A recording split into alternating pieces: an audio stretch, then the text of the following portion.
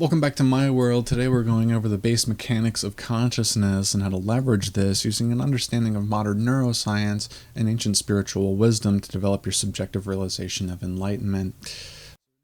Essentially, the initial creationary paradox of our existence is the fact that we cannot be aware of the lack of awareness. Nothingness can't exist, and everything was the first thing to exist, which always existed, and that's infinity.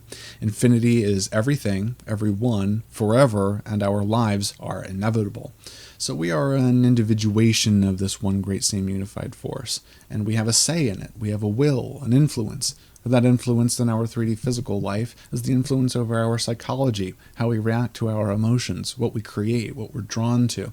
And yes, we're at the mercy of cosmological forces way greater than the narrative that we cast upon ourselves in our own mind.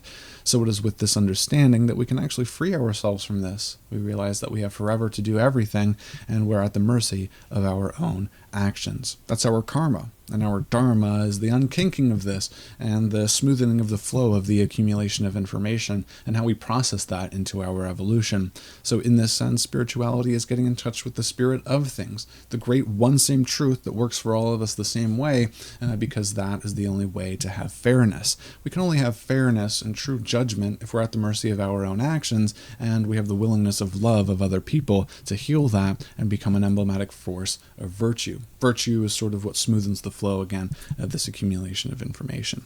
So when we simply recognize these concepts, we sit with them, we meditate with them, it does the great work on our psychology. We realize the contrasting notions that are limiting us, holding us back from creating a more beautiful reality.